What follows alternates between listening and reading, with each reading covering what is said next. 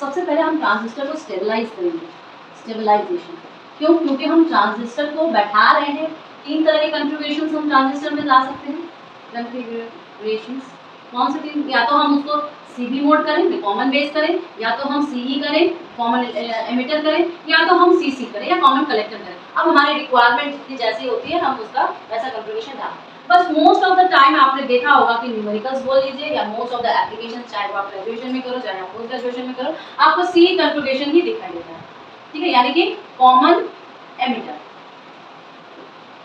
ठीक है, common emitter configuration आपको दिखाई देता है। अब जब हम स्टेबलाइजेशन की बात कर रहे हैं तो स्टेबलाइजेशन का मतलब क्या है कि जब उससे भी हम अगर जनरलाइज करें तो हम एम्पलीफायर्स की बात कर रहे हैं। देखिए, मैंने आपको क्लास में भी बताया था कि जब हम एक कॉमन एमिटर का कॉन्फ़िगरेशन ले रहे हैं और हम जब उसका आउटपुट कैरेक्टरिस्टिक्स ले रहे हैं, सिंपल सा आउटपुट कैरेक्टरिस्टिक है, इसमें कोई धूमधाम नहीं कर रहे हैं, तो हम सिंपल आउटपुट कैरेक्टरिस्टिक्स में जब देख रहे हैं तो हमें क्या दिखाई दे रहा है कि एक यहाँ पे बनता है और एक यहाँ पे बनता है। ये हमारा कहलाता है cut off, right, cut off region, और यहाँ पे हमारा कहता है सैचुरेशन रीजन।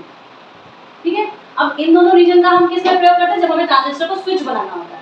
ठीक है, ऑन ऑफ का जब हमें स्विच बनाना होता है तो हम इन दोनों रीजन में, लेकिन इस रीजन में हमें क्या मिलते हैं? ऑपरेटिंग पॉइंट्स मिलते हैं, या आप क्यू पॉइंट बोलो, जिस बुक में जिस नाम से लिखा हुआ है। बट ऑपरेशन हम अगर हम सिंपली जनरलाइज टर्म में अगर बोले कि हमें एम्पलीफायर्स में ही ऑपरेट करवाना है तो हम किस में लेंगे? क्यू पॉइंट में लेंगे, क्यू पॉइंट में लेंगे। तो इस क्यू पॉइंट को स्टेबलाइज करना बहुत जरूरी है। क्यों? क्योंकि हमारा सारा ऑपरेशन इसी के बेस पे हो रहा है, सारे न्यूमेरिकल्स इसी बेस पे हो रहे हैं, या जितने भी इंस्ट्रूमेंटेशन हम कर रहे हैं सब इसी बेस पे कर रहे हैं, तो इसका स्टेबल होना बहुत जरूरी है। तो इसका स्टेबलाइज के लिए एक अलग ही आपका पॉइंट आता है, चैप्टर आता है, स्टेबलाइजेशन ऑफ ट्रांजिस्टर।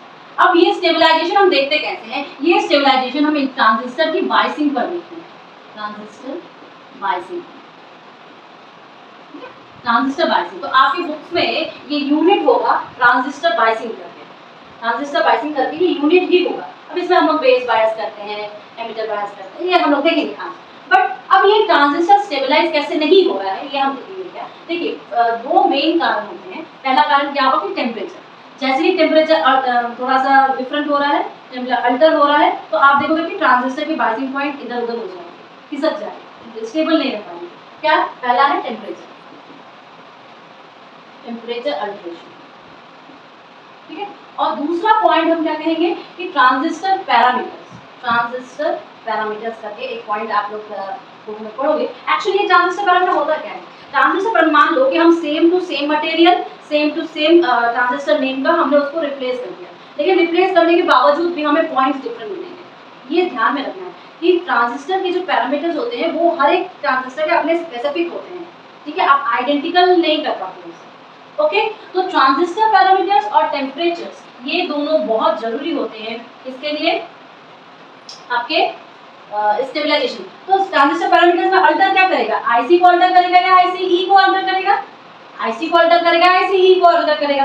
यही दो चीजें तो है वो अल्टर कर सकता है ट्रांजिस्टर पैरामीटर्स में, इसलिए क्यू पॉइंट अल्टर होता है। मतलब कि जैसे ही टेम्परेचर चेंज होता है ना, कलेक्टर करंट में आपका अल्टरेशन आना स्टार्ट हो जाता है। टेम्परेचर चेंज में कलेक्टर करंट सीई मोड पे, वही तो आउटपुट करंट होता है, वही आउटपुट करंट होता है। So these things are very important. तो आज हम आपको दिखाएंगे ट्रांजिस्टर बायसिंग। ट्रांजिस्टर बायसिंग हम लोग पहले भी जब भी डायग्राम ड्रॉ करते हैं, न्यूमेरिकल्स करते हैं, आप लोग ने किया होगा, ऐसा कुछ भी नहीं है। But stabilisation directly related to your transistor biasing. Clear है? हेडिंग डालिए, del IC upon del IB। जब बीटा क्या होता है?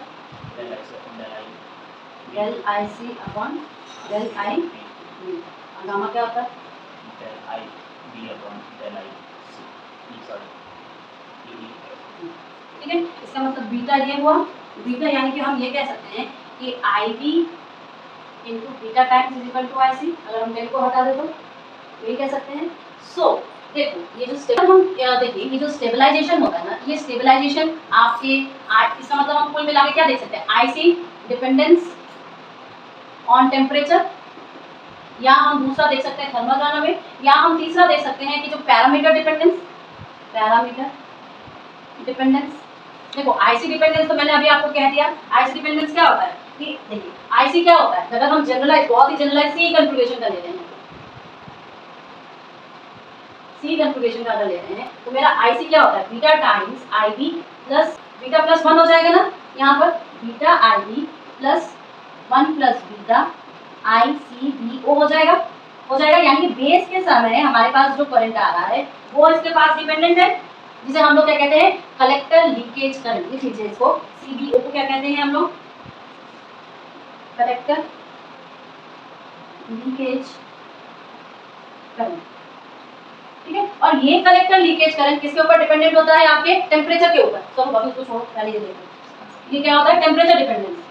टेम्परेचर डिपेंडेंस, ठीक है। जब ये टेम्परेचर डिपेंडेंस होता है, इसका मतलब क्या है कि जैसे ही टेम्परेचर का अल्टरेशन हो जाएगा, इसकी वैल्यू में चेंज आ जाएगा, और जैसे ही इसकी वैल्यू में चेंज आ जाएगा, आईसी में चेंज हो जाएगा। इसलिए मैंने लिखा IC dependence on temperature. IC dependence on temperature कैसे हुआ, पता चल गया।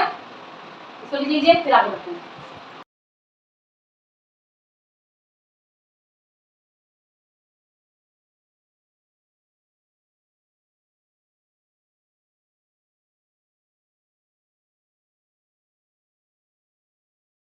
डिपेंडेंस है, पैरामीटर डिपेंडेंस। अब देखिए बीटा है और आपका आईई, आईसी और आईई है, दो चीजें हैं, ठीक है। तो बीटा और बीबीई, बीटा और बीटा और बीबीई, ठीक है, ये दोनों फैक्टर कभी भी दो ट्रांजिस्टर के सेम नहीं होते।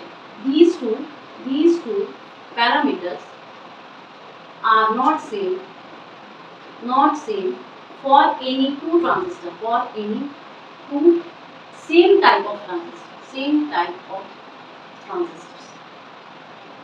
ठीक है। और बीटा तो हम जानते हैं करंट एम्प्लीफिकेशन फैक्टर है। बीटा क्या है, सी कन्फिगरेशन का करंट एम्प्लीफिकेशन फैक्टर, मतलब आउटपुट अपॉन इनपुट का है। और बीबी क्या है, बेस एमिटर का। बेस एमिटर कहाँ रहेगा, यहाँ पे बेस है, यहाँ पे एमिटर है, तो बेस एमिटर का जंक्शन का। और बेस एमिटर जंक्शन क्या होता है बेटा, बेस एमिटर जंक्शन हम हमेशा थ्रेशोल्ड वाला वोल्टेज लेते हैं ना।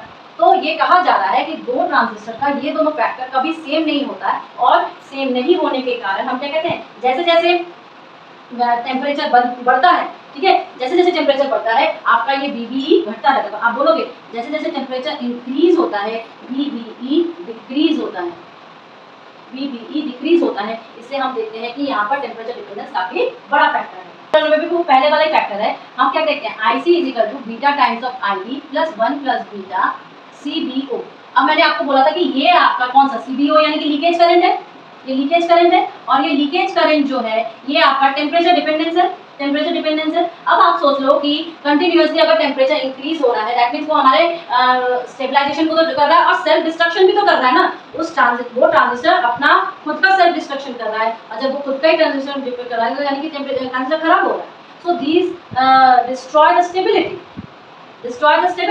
इसलिए इसे हम क्या कहते हैं, थर्मल रनअवे। एक तरह से आप बोलोगे कि self destruction and deteriorates the stabilization of the transistor. Self destruction, self thermal runaway क्या है, ये एक self destruction of the stability of the transistor, ठीक है, इट्स कॉल्ड थर्मल रनअवे। तो थर्मल रनअवे, टेम्परेचर डिपेंडेंस और आईसी, ये सारे तीन जो पैरामीटर है हमें स्टेबलाइजेशन में दिक्कत करते हैं नॉर्मली एक सी कन्फिगरेशन में। इससे हम लोग सी कन्फिगरेशन की बायसिंग करवाते हैं। बायसिंग, जब हम बायसिंग देखते हैं तो हम लोग मेनली चार तरह की बायसिंग करते हैं। एक तो बेस रेजिस्टर बायसिंग, दूसरा आपका एमिटर बायसिंग, तीसरा आपके पास कलेक्टर फीडबैक रेजिस्टर बायसिंग, और चौथा आपका वोल्टेज डिवाइडर।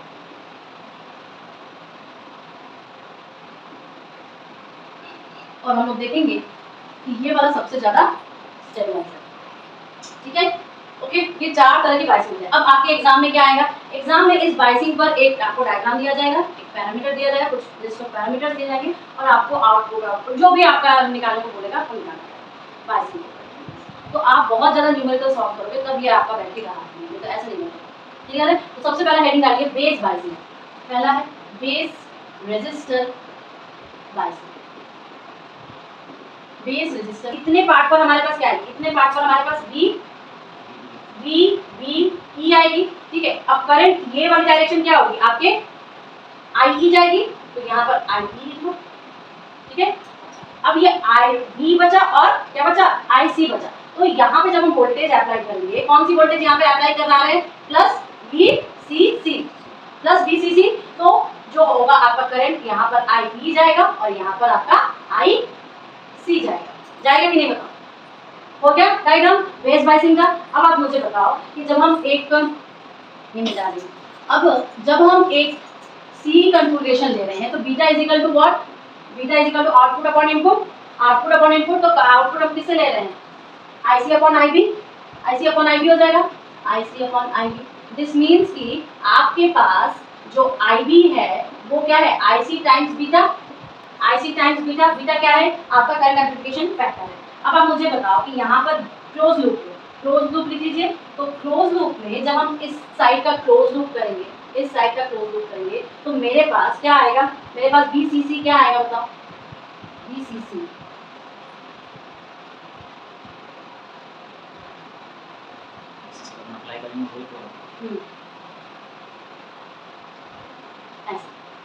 ये है वोल्टेज और ये है वोल्टेज, ये है वोल्टेज, ये है वोल्टेज, तो हम लगाएंगे VCC इज इक्वल टू आपका क्या होगा, इक्वल टू होगा आपके IB RB प्लस VBE, होगा कि नहीं। अब IB पास ये चीज क्या आ गई, IB RB is equal to VCC minus VBE, होगा कि नहीं, होगा।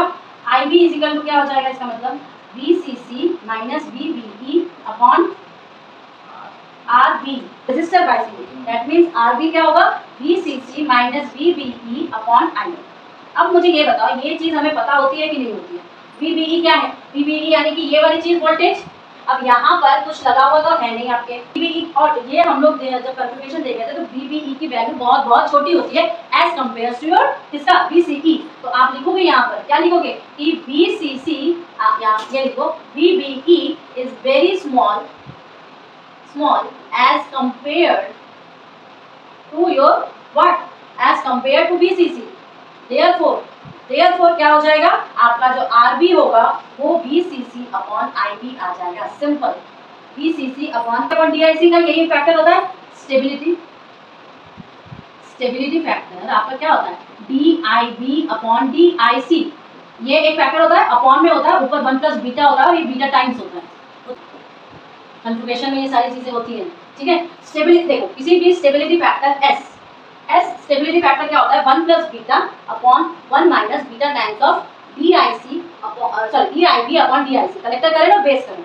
कलेक्टर करंट और बेस करंट का जो स्टेबलाइजेशन होता है, डिफरेंशिएशन का जो होता है वो हम लोग लेते हैं। तो हमने ये काम इसलिए किया क्योंकि मुझे DIB अपॉन DIC की जरूरत थी, तो ये ऐसे ही आएगी, ठीक है। जब आएगा, जब हम इससे इसको कंपेयर करेंगे तो मेरे पास क्या IB तुम्हारा IC पर डिपेंडेंट है, इस फॉर्मूले से हम IC के IB पर डिपेंडेंट देख रहे हैं, नहीं देख पा रहे, नहीं देख पा रहे, तो हम लिखेंगे भाई यहाँ पर क्या कि IB is not dependent on what, IC, therefore ये वाली पार्ट तो पूरी क्या हो जाएगी, जीरो हो जाएगी। बचा मेरे पास क्या कि 1 प्लस बीटा, यानी कि बेस बायस की स्टेबिलिटी किस पर डिपेंड करती है, 1 प्लस बीटा पर डिपेंड करती है, और 1 प्लस बीटा पर, यानी कि टोटल 1 नहीं होती है स्टेबिलिटी, स्टेबिलिटी इसकी टोटल 1 नहीं होती, बीटा उसमें ऐड होता है, और बीटा क्या है, current amplification factor, current amplification factor क्या है, beta is equal to IC upon IB है, तो that means it is dependent. So temperature का थोड़ा सा तो फैक्टर है यहाँ पे डिपेंडेंट, तो ये उतना अच्छा नहीं हुआ, टोटल 1 तो आया नहीं, 100% स्टेबिलिटी तो आई नहीं, तो इसको लिखिए फिर हम लोग आगे बढ़ते हैं। समझ में आ गया ना बेस बायसिंग क्या होता है, जो भी न्यूमेरिकल्स आ जाएंगे आप कर लोगे।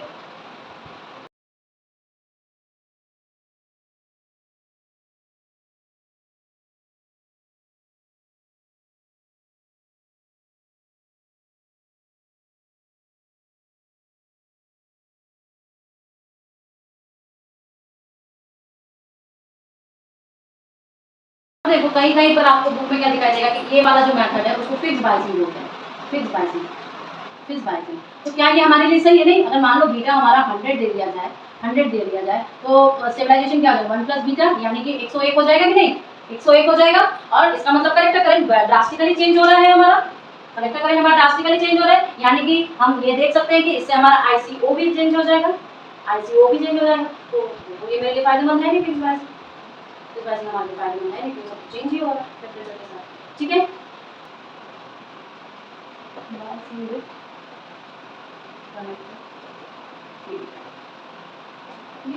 कलेक्टर के पास हमारे पास रजिस्टर ऑलवेज रहता है, ये तो हम पहले वाले में करें, लेकिन फीडबैक कैसे देंगे, कलेक्टर में फीडबैक आता है। फीडबैक के लिए हम लोग क्या लेते हैं, आपका एक रजिस्टर लेते हैं, जैसे मैंने आपको एम्पलीफायर में भी ऑप एम्प में भी दिखाया था फीडबैक रजिस्टर, IB हो जाएगा, IC प्लस क्या हो जाएगा, IB हो जाएगा, क्योंकि हम लोग फीडबैक ले रहे हैं, ठीक है, क्योंकि हम लोग क्या दे रहे हैं, फीडबैक दे रहे हैं, तो यहाँ पर भी आई बी आएगा, ठीक है, ये टोटल लूप गया, ठीक है। अब हम यहाँ पे किरचॉफ का लूप लगाएंगे, तो लगाइए यहाँ पर इनपुट साइड में लगाएंगे ना, इनपुट साइड में किरचॉफ का लगाएंगे, ठीक है। तो हमारे पास क्या रहेगा, VCC तो एक तरफ से है, दूसरी तरफ हमारे पास देखो यहाँ पर अगर ऑथेंटिकली हम लगाए तो RC into IC plus IB होगा, प्लस हमारे पास IB RB होगा, प्लस हमारे पास VBE होगा। लेकिन एक बात बताइए, IC जो होता है वो बहुत बड़ा होता है, IB होता है ना, IC IB से बहुत ज़्यादा बड़ा होता है, तो क्या मैं यहाँ पर सिर्फ IC नहीं लिख सकती, IB को अगर मैं नेगलेक्ट कर दूँ, नहीं लिख सकती, लिख सकती हो ना, लिख सकती हूँ ना। तो यहाँ पे मैं क्या लिख सकती हूँ, इसका मतलब VCE is equal to RC IC plus IB RB plus नहीं लिखा नहीं था, लेकिन मैं चला तो इसी लूप में रही ना, शुरू से ही बोले जा रहे हैं इसी लूप में चला रहे हैं, इसी लूप में चला, ठीक है। अब कर सकते हैं, अब क्या करेंगे बताओ, अब हमें निकालना क्या है, मेरा स्टेबिलिटी फैक्टर क्या होता है, DIC अपॉन DIB, तो हमें रिलेशन ऐसा ही निकालना है। तो रिलेशन में हम ये भी तो कर सकते हैं, VCC minus VBE is equal to RC IC plus IB। अब मेरे पास रिलेशनशिप क्या है, अब मेरे पास बीटा का रिलेशनशिप है, बीटा क्या बोलता है बताओ, बीटा क्या बोलता है, current application factor IC upon IB, तो इसका मतलब हम एक रिलेशन यहाँ पे भी निकाल सकते हैं, क्या IC को IB के टर्म में निकाल दें, तो क्या आ जाएगा बताइए, VCC minus VBE is equal to IC को हम निकाले बीटा टाइम्स IB, तो RC beta times IB plus IB RB, ठीक है। तो यहाँ पे क्या कॉमन ले सकते हैं, IB कॉमन ले सकते हैं, beta times of RC plus RB, ठीक है। तो ये नीचे चला गया, अब IB बचा, अब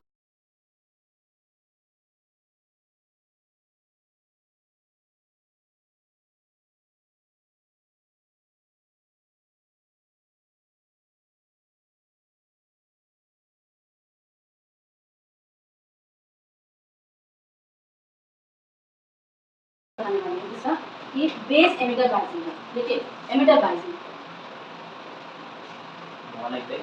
हाँ उसमें सिर्फ यही था ना, लास्ट में फॉर्मूला आर भी निकला और आई भी निकला, आर भी निकला ना, इसमें से हम आर भी निकाल सकते हैं, आई भी निकाल सकते हैं, तो लेकिन बात वही आ जाती है, पूर्ण स्टेबिलिटी हमें नहीं मिलती, टोटल स्टेबिलिटी इसमें भी हमें नहीं मिलती। आप सिंपली एमिटर बायसिंग कर देखिए, एमिटर बायसिंग पर क्या करेंगे, एमिटर में रेजिस्टेंस लगाएंगे, इतने देर तक हम लोग एमिटर में रेजिस्टेंस लगा नहीं रहते, एमिटर को डायरेक्टली ग्राउंडिंग में कनेक्ट करेंगे। अब अगर हम एमिटर में रेजिस्टेंस लगाएं तो मतलब ये मेरा ट्रांजिस्टर है, यहाँ पे मेरा एमिटर है, और ये अगर हम इसको NPN किस्म का बना रहे हैं, तो मुझे बताओ भाई एमिटर को बायस करने के लिए हम कैसा चीज़ का लगाएंगे, NPN, और फॉरवर्ड बायस लगाएंगे, मतलब नेगेटिव बैटरी लगाएंगे, बैटरी का नेगेटिव पॉइंट लगाएंगे कि नहीं बताओ, बैटरी का नेगेटिव पॉइंट लगाएंगे, तो यहाँ पर इसका मतलब क्या आ जाएगा, नेगेटिव पॉइंट, ठीक है। फिर इसको ग्राउंड करेंगे, अब अरे NPN है ना, फॉरवर्ड बायस कराएंगे ना, एमिटर बायस करवा रहे हैं, एमिटर को बायस करवा रहे हैं, तो ये एमिटर है ना मेरा, तो यहाँ पर रेजिस्टेंस R ही हो गया, और ये B ट्रांजिस्टर का एंड पॉइंट है, एंड पॉइंट बैटरी के एंड पॉइंट से कनेक्ट हो रहा है, that means it is forward bias ना,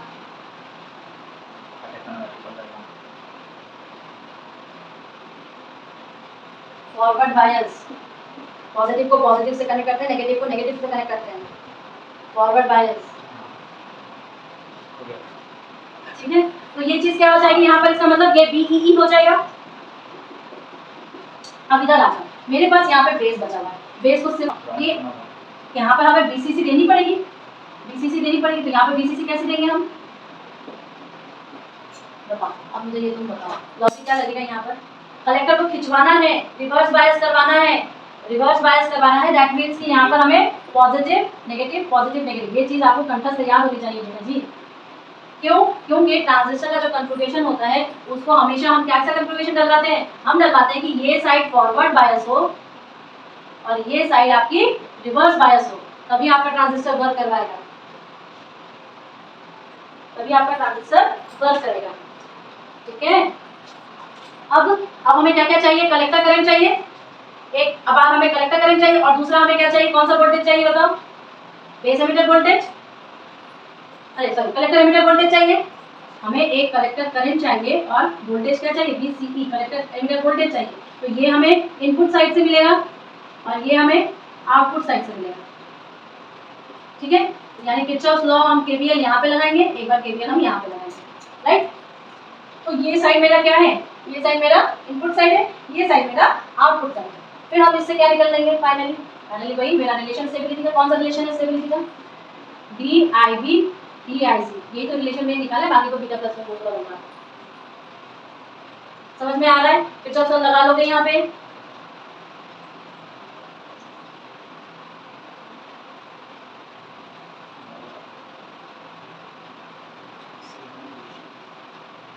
अच्छा ये वाला क्या है, ये वाली वोल्टेज क्या आएगी, बी बी ई एल। तो इस साइड में हमारे पास क्या है, यहाँ पे हमारे पास, चलो एक समझ करते हैं, बी ई ई क्या है, बी ई ई है तुम्हारा आई बी आर बी रहेगा प्लस आई ई आर ई रहेगा प्लस बी बी ई रहेगा, रहेगा कि नहीं बताओ, रहेगा ना। हाँ, और इधर वाले 50 को कैसे कर दोगे, यहाँ पर बीसीसी है तो बीसीसी का रिलेशन निकलेगा, बीसीसी आईसीआरसी और बीसीई और बीसीई, एक तरफ बीसीई रहेगा, एक तरफ क्या रहेगा, एक तरफ बीसीसी रहेगा, अरे सीसी बीसीसी बीसीसी रहेगा और दूसरी तरफ आईसीआरसी प्लस बीसीई रहेगा, रहेगा दो रिलेशन। अब इन दो रिलेशन को तुम सॉल्व कर लोगे। तो ऑलवेज ध्यान रखना कि हमें क्या करना होता है, एक बार इनपुट साइड में एक बार आउटपुट साइड में, input is always forward bias, output is always reverse bias. ये सारी चीजें दिमाग में हमेशा प्रेजेंट रहनी चाहिए आपको न्यूमेरिकल सॉल्व करने के लिए। और ये न्यूमेरिकल जैम जेस आपके नेट गेट एसएसएल प्रोफेसर आपके फर्स्ट ग्रेड सब में आएगा, ठीक है।